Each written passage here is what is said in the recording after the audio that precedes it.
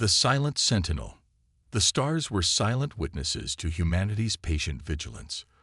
For centuries, the Terran Defense Force had maintained its presence along the outer reaches of human territory, neither boasting of its capabilities nor seeking confrontation. Their ships, understated in design but meticulously maintained, patrolled the boundaries of Earth's domain with quiet determination. The TDF wasn't impressive by galactic standards. Their fleet was smaller than those of the great powers, their weapons seemingly less advanced, their territory modest compared to the sprawling empires that dominated galactic politics. This was precisely how Admiral Camilla Hayes preferred it. Status report on the Arcturus sector, she demanded, her weathered face illuminated by the soft blue glow of the command center's displays. All quiet, Admiral, Lieutenant John replied, his fingers dancing across the holographic interface. The usual traffic. Nothing of concern. Admiral Hayes nodded, her steel-gray eyes scanning the tactical overlay that represented humanity's small corner of the galaxy.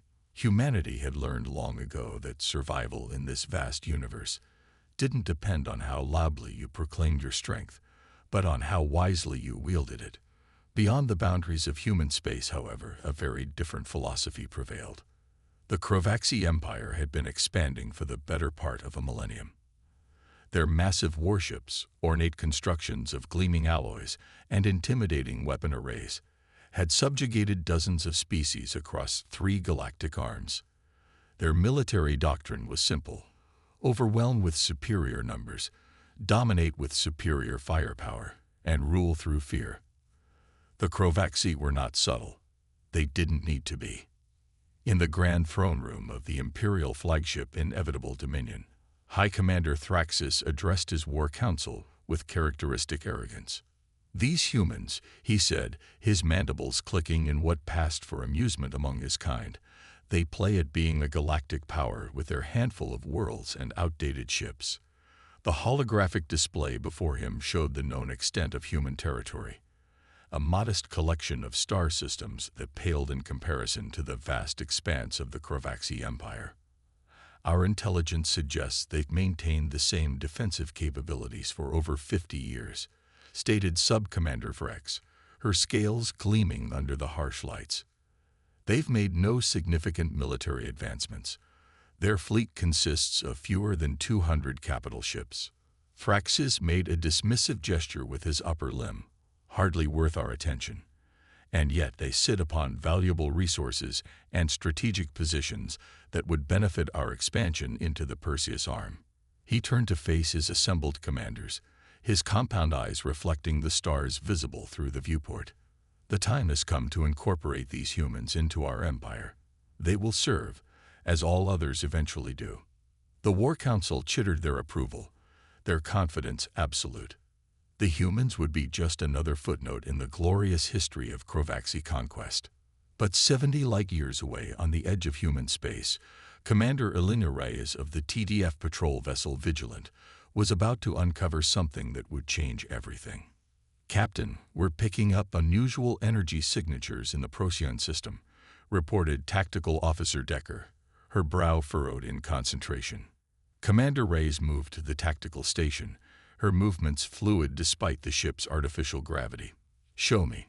The display shifted to reveal faint traces of subspace distortions, the kind typically associated with advanced cloaking technology. Reyes studied the patterns with growing concern. "Those are scout vessels," she said quietly, "and they're not using any cloaking configuration we've encountered before."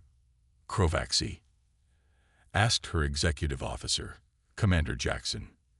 Reyes nodded slowly. "Most likely. They've been pushing their patrols closer to our borders for months now." She straightened, decision made. "Maintain passive scanning only. I don't want them to know we've detected them. And send an encrypted burst transmission to Fleet Command. Priority Alpha." Within hours, Admiral Hayes was reviewing Commander Reyes' findings with Earth's Defense Council. The chamber was silent as the implications sank in. "The pattern is clear," Hayes finally said, addressing the gathered military and civilian leaders. "These aren't random patrols. The Crovaxi are conducting systematic reconnaissance of our defenses and resources. Defense Minister Alvarez leaned forward, her expression grave. In your assessment, Admiral, what are their intentions? Hayes didn't hesitate. They're preparing for invasion. The Crovaxi don't explore, they conquer. They've likely been observing us for years, cataloging our capabilities, identifying our weaknesses. They believe we're an easy target. And are we? Asked the Terran Union president, his voice steady despite the weight of the question. A subtle smile crossed the admiral's face. They believe so, Madam President, and that's exactly what we've wanted them to think. The room stirred with quiet understanding. For generations, humanity had maintained a careful facade, presenting to the galaxy an image of modest technological development and limited military capability. But beneath this carefully crafted exterior lay a different reality, one that only a handful of the highest-ranking officials were fully aware of. Project Aegis, asked the president. Ready for implementation, confirmed Hayes, as are the Phoenix Protocol and Operation Thunderbolt. The defense minister nodded with satisfaction. Then perhaps it's time we allowed the Crovaxi to make their move. 3 weeks later, at a remote observation post in the Ta-Ceti system, Lieutenant Commander Sophia Chen detected the first wave of the Crovaxi invasion fleet. 17 warships, including 2 dreadnoughts, had dropped out of FTL at the edge of the system. They're hailing us, reported Communications Officer Patel. Chen straightened her uniform. On screen, the intimidating visage of a Crovaxi commander filled the main view screen, his chidness face impassive as he delivered his message. Attention, human outpost. This system now falls under the protection and authority of the Crovaxi Empire. Lower your defensive shields and prepare to receive an Imperial delegation. Resistance will be met with appropriate force. Chen maintained a perfect poker face despite the implied threat. This is a sovereign territory of the Terran Union. Your presence here is unauthorized. Please withdraw your vessels immediately. The Crovaxi commander's mandibles twitched in what might have been amusement. Your defiance is noted, but futile. You have 1 planetary rotation to comply. We will provide coordinates for the arrival of our delegation. The generous terms of your incorporation into the Empire will be discussed at that time. The transmission ended abruptly, leaving the bridge crew of the observation post in tense silence. Send the alert, Chen ordered calmly, and activate the beacon. Across human space, similar scenes were playing out as Crovaxi warships appeared at the edges of populated systems. Each encounter followed the same pattern: a show of overwhelming force, a demand for submission, and a brief window for compliance. What the Crovaxi didn't know, what no external power had been allowed to discover, was that these encounters were triggering a response unlike anything they could have anticipated. Deep within hardened bunkers on Earth and throughout human colonies, dormant systems awakened. In classified shipyards hidden in nebulae and asteroid fields, vessels that officially didn't exist prepared for deployment. And in the quantum-encrypted networks that connected human military installations, the final authorizations for Project Aegis were being transmitted. Admiral Hayes stood on the bridge of the TDF flagship Intrepid, watching as officers carried out their duties with quiet efficiency. The ship, like all vessels in the official human fleet, appeared unremarkable. A conventional design with conventional armaments. But appearances could be deceiving. The Crovaxi fleet has increased to 47 vessels, reported Strategic Operations. They're positioning themselves at key junctures within our territory. Analysis suggests they're preparing for a coordinated push toward our inner colonies within the next 72 hours. Hayes nodded, unsurprised. And our assets. All in position, Admiral. Waiting for your command. Hayes took a moment to consider the weight of what was about to unfold. Humanity had maintained its charade for generations, allowing the galaxy to underestimate them, to dismiss them as a minor power of little consequence. That carefully constructed illusion was about to be shattered. Send the authorization code, she ordered. Phoenix Protocol is now active. Throughout human space, hidden sensors detected the approach of the main Crovaxi invasion fleet, a massive armada of over 200 warships preparing to launch a simultaneous assault on multiple human worlds. High Commander Thraxus stood proudly on the bridge of the inevitable Dominion, confident in his imminent victory. "The humans have made no significant defensive preparations," reported his tactical officer. "Their fleet remains dispersed across their territory. They appear to be unaware of our true strength." Thraxus clicked his mandibles in satisfaction. "As expected, begin the advance. Today, the Crovaxi Empire adds humanity to its glory." As the massive Crovaxi fleet moved into position for their final approach to Earth's colonies, they remained completely unaware that they had already triggered humanity's trap. The silent sentinels of Earth's true defense force were awakening, and the galaxy was about to witness the unveiling of humanity's carefully hidden strength. In the darkness between stars, where the Crovaxi sensors detected nothing, humanity's response was taking form. The reckoning was coming. Wrath unleashed. The Crovaxi fleet moved with practiced precision toward the human colony of New Arcturus. Their formation was flawless, their confidence absolute. High Commander Thraxus observed the tactical display with satisfaction as his armada prepared to demonstrate the futility of resistance to the humans. "Begin the opening barrage," he ordered, his voice carrying the weight of countless successful conquests. "Target their orbital defenses first." But as the Crovaxi gunners locked onto their targets, something unexpected happened. Throughout the invasion fleet, targeting systems began to malfunction. Weapons failed to charge. Communications became garbled with static. "What is happening?" Thraxus demanded, his mandibles clicking in agitation. "Unknown interference, High Commander," his chief technician responded, frantically working to restore systems. "It appears to be some kind of localized energy field affecting our electronics." In the vast emptiness surrounding the Crovaxi fleet, something impossible was occurring. Space itself seemed to ripple as hundreds of stealth fields simultaneously deactivated, revealing what had moments before been invisible. Orbital defense platforms of advanced design, far more sophisticated than anything the Crovaxi had believed humans capable of producing. Automated drone swarms numbering in the thousands. And ships, warships unlike any in the known galaxy, materializing from the darkness like ghosts taking physical form. Aboard the Intrepid, Admiral Hayes watched as the true face of humanity's defense force revealed itself. "Status of the Aegis network?" she inquired calmly. 100% operational, Admiral," replied Lieutenant Zhang. "The disruption field is affecting all Crovaxi vessels as expected. Their weapons systems are compromised, and their communications are degraded." Hayes nodded. "And our ships?" "The Ghost Fleet is fully deployed. All vessels report combat ready." The Ghost Fleet, the true strength of humanity's military might, hidden for generations behind false intelligence and carefully maintained deception. These weren't the conventional ships that patrolled human space for all to see. These were vessels of another order entirely, incorporating technologies that humanity had deemed too dangerous to reveal to the galaxy at large. The sleek, angular ships of the Ghost Fleet bore little resemblance to the utilitarian designs of the public TDF vessels. Their hulls, comprised of quantum-locked metamaterials, absorbed rather than reflected sensor scans.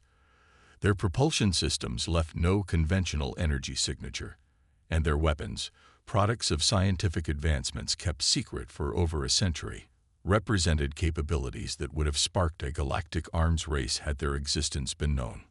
On the bridge of the flagship Phantom, Commander Elena Rice felt a surge of pride as she gave the order that generations of human defenders had prepared for. "All vessels, this is Commander Reyes. Execute Phoenix Protocol. Neutralize the Crovaxi fleet with minimal casualties if possible." Across the battlefield, the Ghost Fleet moved with impossible speed, their advanced drives allowing maneuvers that defied conventional physics. Smaller craft swarmed between the massive Crovaxi warships, deploying localized disruption fields that rendered sections of the enemy vessels inoperable. Aboard the inevitable Dominion, chaos reigned as Thraxus struggled to comprehend what was happening. "Impossible," he hissed, watching as his mighty fleet found itself suddenly outmaneuvered and outgunned by an enemy they had gravely underestimated. "These are not the humans we studied." "High Commander," his tactical officer called out, voice strained with disbelief. "We're detecting weapons locks from multiple vectors. The human vessels are using targeting systems beyond our countermeasure capabilities." Before Thraxus could respond, the first salvos from the Ghost Fleet struck their targets. But instead of the conventional energy weapons the Crovaxi had expected, these attacks were something else entirely. Precision beams of condensed gravitational energy, technology the humans called gravity lances, sliced through the Crovaxi shields as if they weren't there, selectively disabling propulsion and weapons systems without causing catastrophic damage to the ships themselves. They're not trying to destroy us," realized Sub-Commander Vrex, watching in astonishment as the human attacks systematically disabled rather than annihilated their targets. "They're neutralizing our combat capability." Thraxus couldn't process what he was seeing. His mighty armada, terror of 100 star systems, was being methodically incapacitated by an enemy that by all intelligence should have been technologically inferior. In the void of space, the battle unfolded with ruthless efficiency. The Ghost Fleet moved like a single organism, anticipating and countering every Crovaxi maneuver. Behind them, the automated defense platforms of Project Aegis created an impenetrable barrier, intercepting any Crovaxi vessel that attempted to retreat or regroup. Commander Rice directed the ballet of destruction from the Phantom's bridge, her years of training for this moment evident in her calm demeanor. "Target the flagship's command and control systems," she ordered. "Prepare boarding teams. We want High Commander Thraxus captured, not killed." As her orders were carried out, Rice allowed herself a moment to reflect on the significance of what was unfolding. For generations, humanity had hidden its true capabilities from the galaxy, presenting itself as a modest power focused more on cultural and scientific exchange than military might.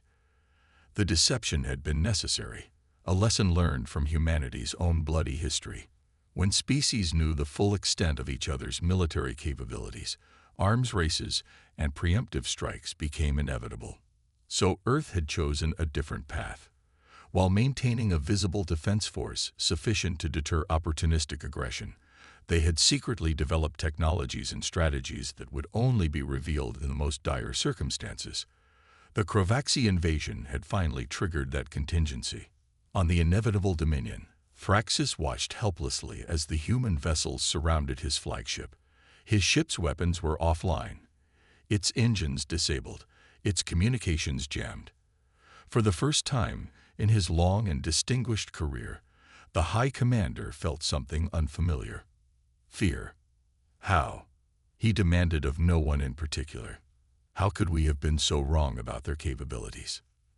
The answer came moments later when the bridge doors slid open to reveal a squad of human soldiers in advanced combat armor, led by a woman whose bearing marked her as a senior officer.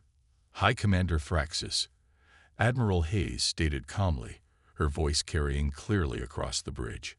"I am Admiral Camilla Hayes of the Terran Defense Force. Your fleet has been neutralized, and your invasion has failed. I am here to discuss the terms of your surrender."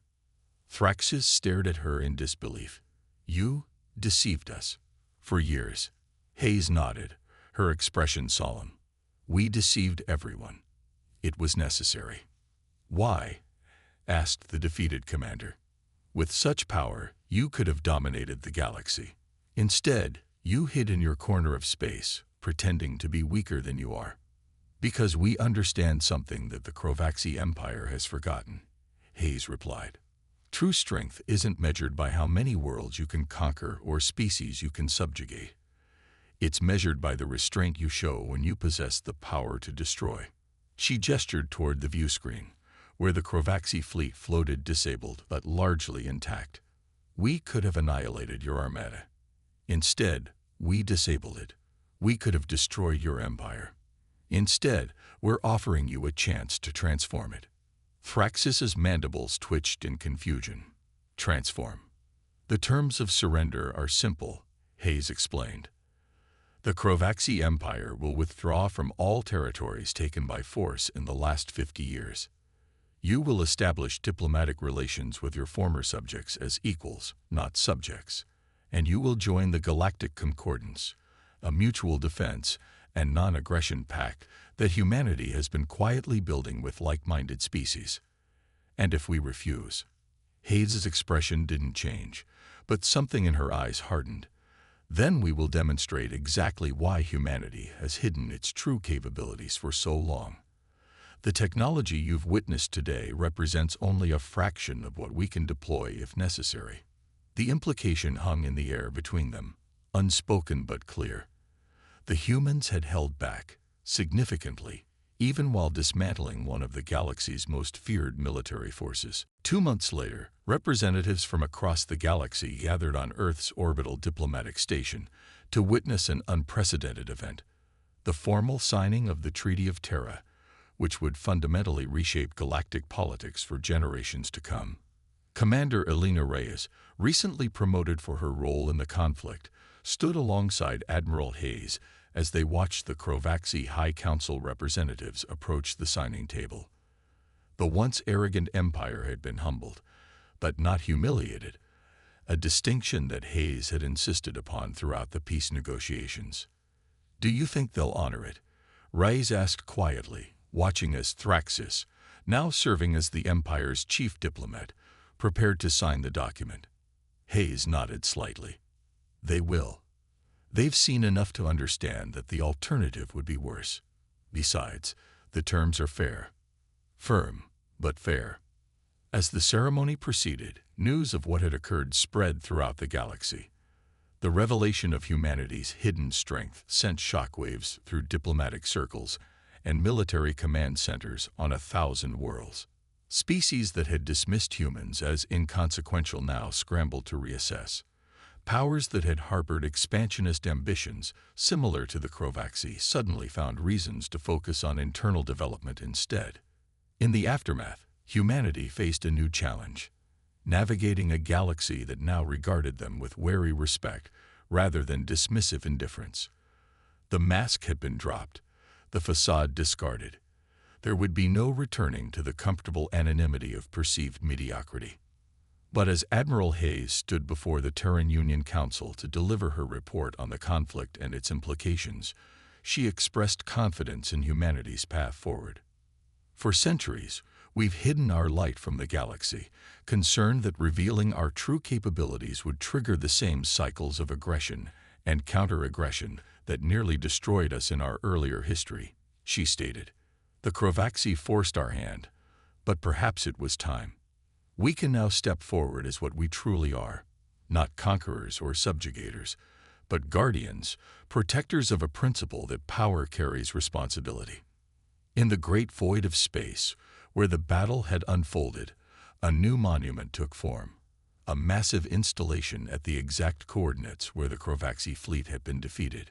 Not a memorial to victory in war, but a reminder of the price of arrogance and the value of restraint. Its inscription, visible in the languages of 100 species, conveyed a simple message. Here stands the testament to humanity's resolve, not in conquest, but in defense, not in destruction, but in preservation. We sought peace among the stars. When provoked, we unleashed not our full wrath, but just enough to secure the peace once more. Throughout the galaxy, the message was received. Humanity had revealed itself not as the sleeping giant that many feared lurked among the stars, but as something perhaps more profound.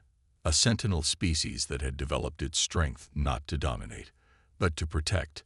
A civilization that understood that the greatest power lies not in the ability to destroy, but in the choice not to.